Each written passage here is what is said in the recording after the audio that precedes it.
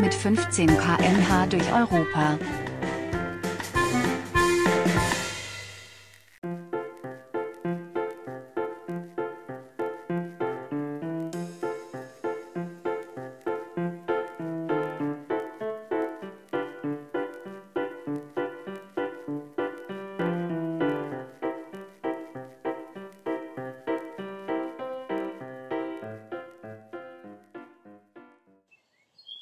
Nach einer regnerischen Nacht strahlt die Sonne vom Himmel und sorgt für eine sommerliche Morgenstimmung. Am Weg zu den Sanitäranlagen wird mir bewusst, dass bereits 14 Tage vergangen sind, als ich den Sandstrand am Atlantik verlassen habe. Ereignisreiche 650 Kilometer liegen hinter mir. Frisch geduscht mache ich eine außergewöhnliche Entdeckung. Es handelt sich um eine unbenutzte Terrasse, die ausreichend Platz zum Frühstücken bietet. Voller Vorfreude auf die heutige Etappe verlasse ich um 11:30 Uhr den Campingplatz und folge dem Eurovelo 6 nach Osten. Und just in dem Moment, als das Gesäß und der Brooks-Sattel die Freundschaft besiegelt haben, halte ich an. Ich mache ein paar Fotos vom Sandstrand an der Loire, der Kirche und von der Häuserzeile am gegenüberliegenden Ufer. Von Gien nach Saint-Brisson-sur-Loire, Eurovelo 6.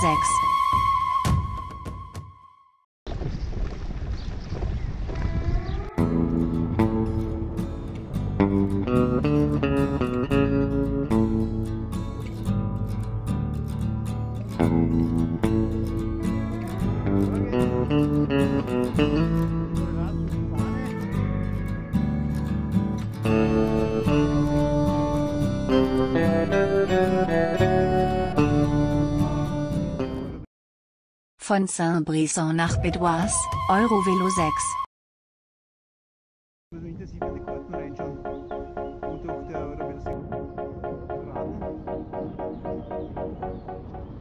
Das einzige kleine Malheur, das hier jetzt ein wenig hinderlich, kann man gar nicht sagen, aber dennoch mich ein bisschen bewegt, ist, dass hier ein Ast quer des Radweges liegt.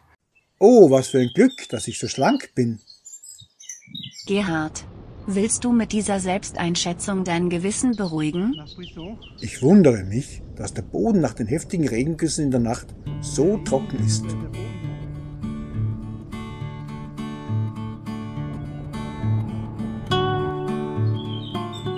Gleich beim ersten Anblick dieser liebevollen Raststätte werde ich schwach. Und obwohl ich erst eine Stunde unterwegs bin, gönne ich mir eine Pause. Mein heutiges Mittagessen besteht aus einem Fisch aus der Konserve, einem leckeren Knäckebrot und einem saftigen Apfel. Als Kulisse dienen die Straße und die saftige grüne Wiese. Und während meine Augen dem Tandemfahrer folgen, beobachten mich ganz frech zwei scheue Augen. Von Bédoise nach Briare, Eurovelo 6.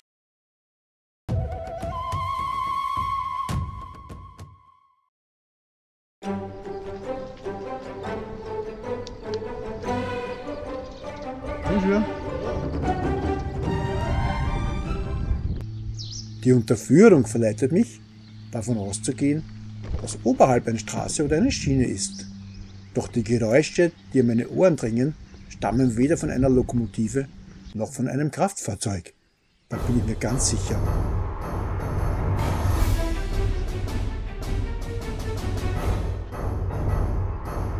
Ich fasse es nicht. Da fließt doch tatsächlich ein Wasser über die Loire. Gleichzeitig fällt mir ein, dass ich die schon lange nicht mehr gesehen habe.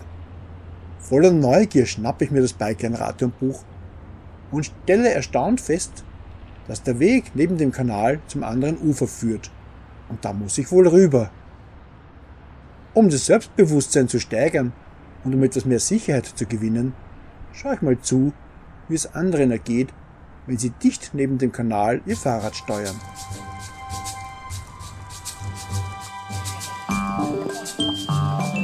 Fünf Minuten später fasse ich einen Entschluss.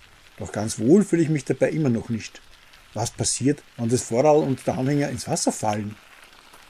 Gerhard, glaubst du nicht, ob es davon abhängt, ob du links in die Loire oder rechts in den Kanal fällst?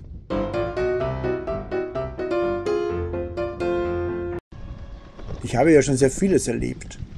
Aber hätte jemand erzählt, dass mir auf einem Radweg ein Schiff entgegenkommen würde, hätte ich herzlich darüber gelacht.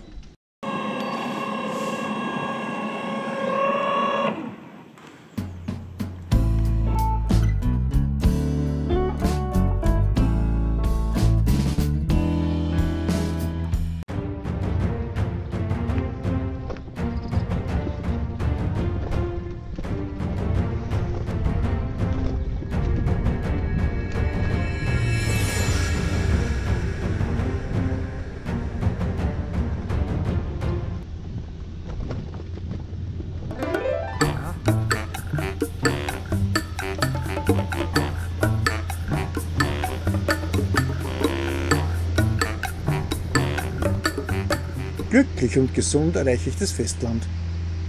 Da lerne ich zwei Menschen kennen, die mit einem Tandem unterwegs sind und erfahre, dass der Mann blind ist. Von Briare nach Châtillon-sur-Loire, Eurovelo 6.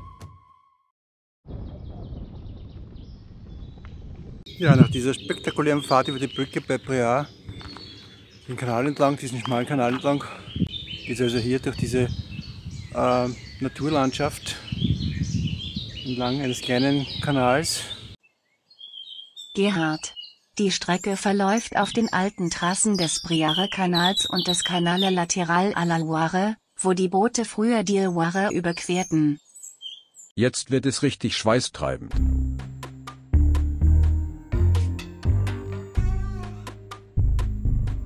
So, hier ist das Absteigen.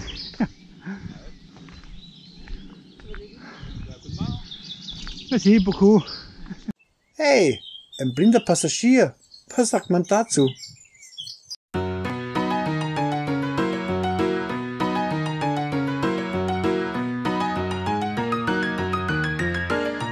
Geht's dann weiter bis den Gain, der Loire entlang. Bei den Gain geht die Loire dann Richtung Süden und ich fahre aber Richtung Norden rauf, Richtung Mulhouse. Dort überquere ich dann die Grenze zur Schweiz. Das sind überall Radwege. Der Eurovelo 6, der geht durch bis nach Konstanz. Ah, das ist ja toll. Da gibt es einen Fernradwanderweg, der geht durch. Da können Sie immer auf dem Radwanderweg fahren. Das ist ja toll, gell? Ja. Und dann eben Basel, Konstanz, beim Bodensee verabschiede ich mich dann allmählich von der Schweiz, fahre rauf nach Deutschland, Donau-Eschingen und dann eben die Donau runter, ja, Passau, Wien, Bratislava. Ach, machen Sie, drehen Sie da einen Film, oder? Ja, ich muss das, weil ich mache zum ersten Mal das für einen guten Zweck. Bitte. Ach, das ist eine Benefits-Tour. Eine Benefits-Tour, die ich jetzt mache, ja, ganz genau. Ja. So, Donau Bike Trip. Ja, okay. Und woher kriegen Sie das Geld? Also, ich persönlich finanziere mir die Tour selbst. Ja. Hoffe, dass ich dann, wenn ich zurück bin, mit YouTube-Videos und mit mit einem Buch Einnahmen lukriere. Und die Spenden gehen alle zu 100% an den Verein Regenbogental, also an den Therapiehof Regenbogental in die Oberstdorf. Was machen Sie für Therapie? Was ist das für Therapie? Also die betreuen Familien bei der Trauerbewältigung, die betreuen schwerkranke Kinder und die betreuen Kinder mit besonderen Bedürfnissen. Genau. Und ab und zu so Interviews wie mit Ihnen jetzt, nicht? Und wenn Sie mir das okay geben, dann sehen Sie sich auch auf YouTube. Okay. Wollen wir das? Von mir aus. Dann sind Sie ein Teil dieser Geschichte. Ja, gut. Ja, viel Erfolg weiter. Dankeschön. Ihr seid beide auch im sozialen Bereich tätig, von daher. Ah, das schau, wo? Ich habe eine Einrichtung für psychisch kranke Menschen geleitet. Wirklich? Okay. Aha. Von Auch daher, eine sehr spannende und abwechslungsreiche Tätigkeit. ja, bis zum 1. diesen Jahres. Vorstellen, ja. Dann ist das Ich würde mal gerne einen Namen haben, wenn ich das schon im Video in YouTube präsentiere. Ulrike? Ulrike und Jürgen. und Jürgen aus Freiburg. Aus Freiburg. Ah, wunderbar. Okay. Also, Gerhard aus Österreich, gell? Gerhard. Gerhard, woher ja. kommst du oder sie? Dann bitte per Du, wenn es passt für euch. Dann Ja, per ja. Du, ja. Woher kommst Also ich bin in der Nähe von Wien beheimatet, Ah, ja, 25 okay. Kilometer südlich entfernt von Wien. Ah ja, weil meine Mutter war Österreicherin. Ah, Ja, ja, ich interessant. habe ganz viel Bezug zu Österreich. Und wo? In welcher Gegend? Also meine Oma, die hat in Salzburg gelebt die letzten nach dem Krieg. Und davor sind die umgezogen, überall. Möchtegensee und Naja, bitte. was weiß ich, wo die noch überall waren, in Hallein und in Vorarlberg. Dann noch gute Fahrt und Dankeschön fürs wir auch. Interview. Also, tschüss. Wirklich nett, euch kennenzulernen, also persönlich kennenzulernen. Alles Gute.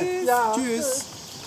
Als ich um 14:15 Uhr vor der unscheinbaren Brücke stehe, ist mir gar nicht bewusst, dass ich in Kürze mehrere Wasseradern kreuze. Bis nach Châtillon-sur-Loire sind es nur noch ein paar hundert Meter. Wow, inmitten dieser idyllischen Gegend gibt es sogar einen Campingplatz.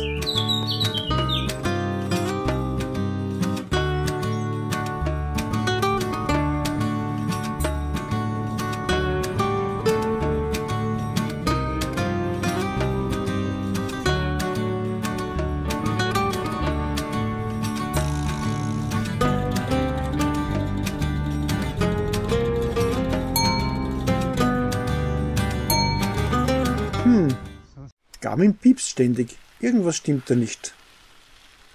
Hast du dich wieder mal verirrt? Naja, das kann man so nicht sagen. Die Richtung stimmt ja. Bloß der Weg führt woanders hin.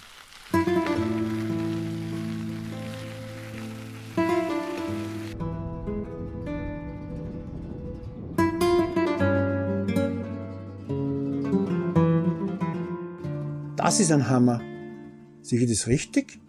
Anscheinend kann man Sancerre über die östliche und über die westliche Route erreichen. Sancerre, da ist 45 Kilometer und da ist auch 45 Kilometer. Es geht da und dort nach Sancerre. Na, ganz eigenartig. Okay.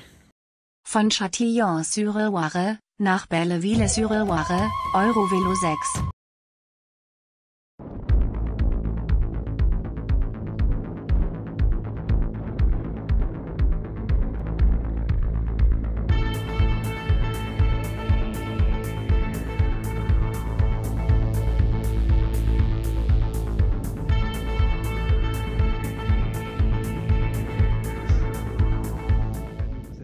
Wow! Beim Anblick dieser Stahlseile werde ich nachdenklich. Was passiert, wenn die reißen? Die Landschaft inspiriert mich. Der Fluss plätschert sanft vor sich hin und lädt zum Träumen ein. Mit jedem sanften Wasserschwall spüre ich, wie mein Herz diesen Rhythmus aufnimmt und in sich trägt. Ich glaube, ich verliebe mich gerade in diese Naturlandschaft. Dazu fällt mir ein, wie mich am 14. Reisetag Maxime auf einen Hügel schleppte, um mir die ganze Schönheit der einzigartigen Loire zu zeigen. Er erzählte, dass die ganze Landstrecke in wiederkehrenden Zeitperioden unter Wasser taucht und wieder freilässt. Es ist beinahe so, als würde sie allen zeigen wollen, wie mächtig sie sein kann. Hallo Gerhard. Hast du bemerkt, dass dich die Loire verlassen hat und dass dich der Canale Latéral à la Loire begleitet? Nicht wirklich.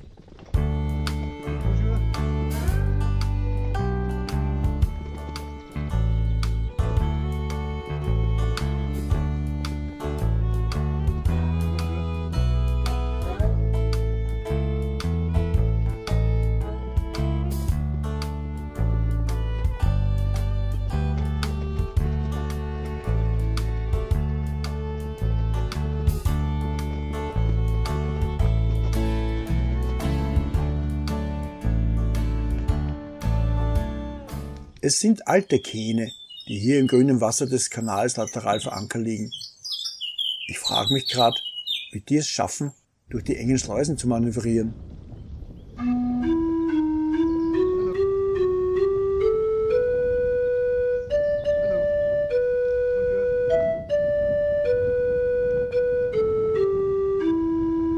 Als dann ein Schiff auftaucht, springen die Funken über und in meiner Brust entflammt ein unbändiger Ehrgeiz. Ich will es unbedingt einholen.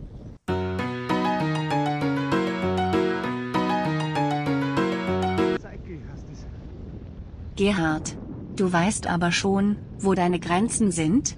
Beim Ehrgeiz geht es manchmal auch darum, sich zu bemühen, soziale Anerkennung zu erlangen.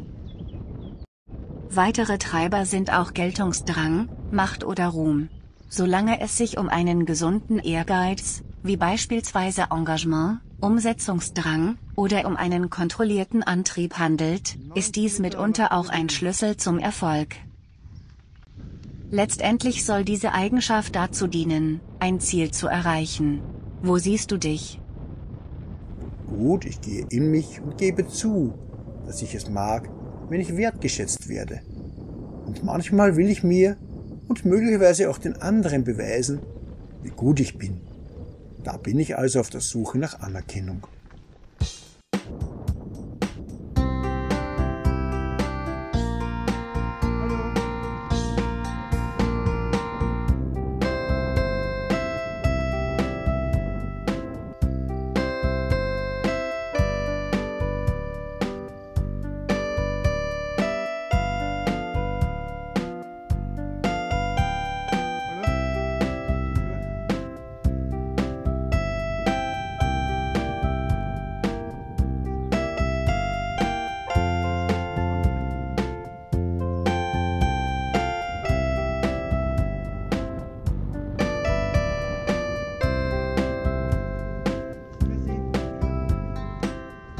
Während der Fahrt merke ich, dass mein Fahrrad und der Anhänger ordentlich scheppern.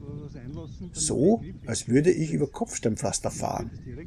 Dank meiner Weitsichtigkeit entdecke ich inmitten der Wiese ein Kunststoffgewebe.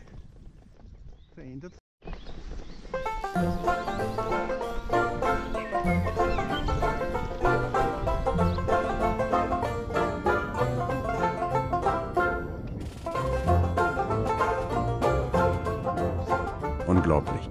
Du hast doch Landkarten und ein Navigationssystem dabei. Ja sicher, aber meine Beziehung zum Navi ist noch entwicklungsfähig. Und die Landkarten ist so riesig, dass sie mein Gesicht komplett verdecken würde. Kennst du die aus?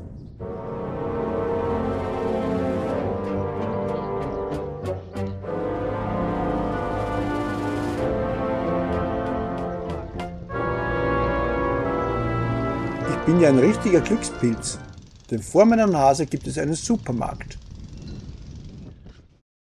Von Belleville nach Barnet, Eurovelo 6.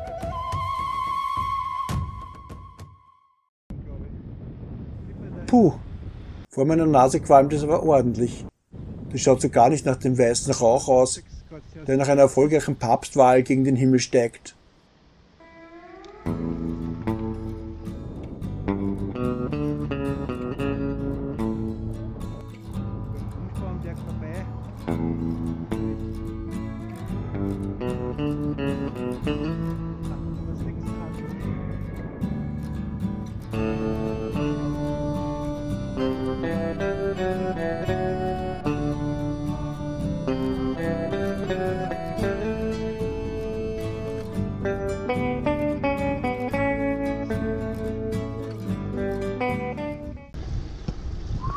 Gerhard, das Vogelgezwitscher ist verstummt. Ich glaube, die sehen in dir eine ernsthafte Konkurrenz und sind geflüchtet.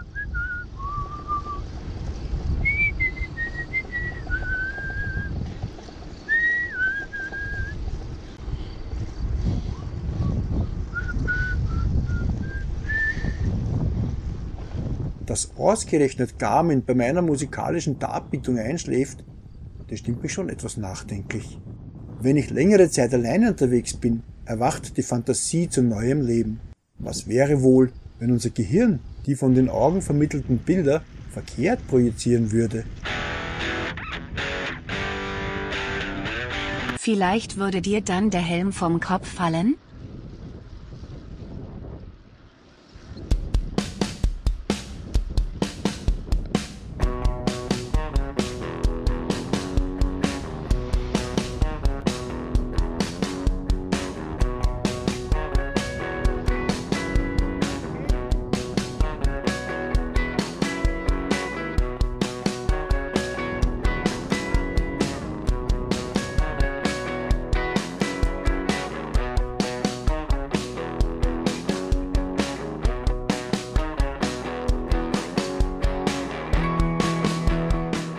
Von Barnet nach Saint-Sature, Eurovelo 6.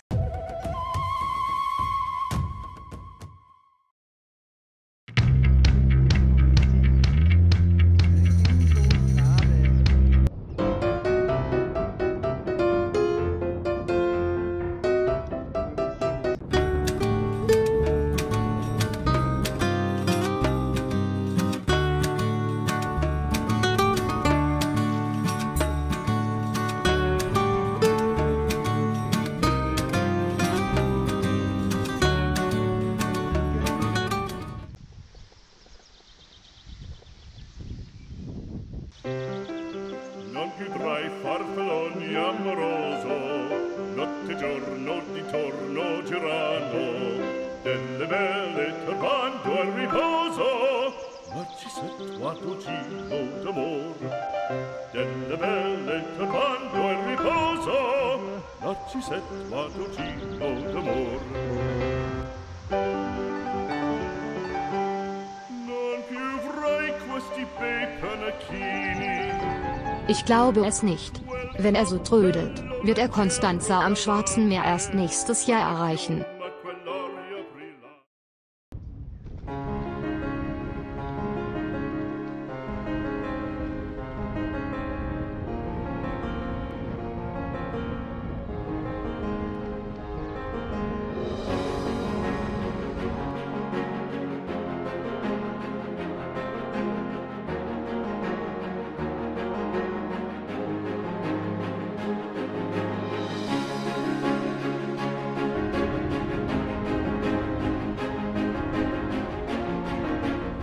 Um 19 Uhr erreiche ich den Campingplatz. Und ich habe Glück, denn die freundliche Dame, die mit einem netten Herrn an der Seite entgegenkommt, öffnet mir in ihrer Privatzeit die bereits geschlossenen Schranken. Heute koche ich erstmalig Bratwürste in der Pfanne. Dafür habe ich extra Olivenöl gekauft. Bleibt nur zu hoffen, dass der Verschluss hält und das Öl beim weiteren Transport nicht ausläuft oder ranzig wird.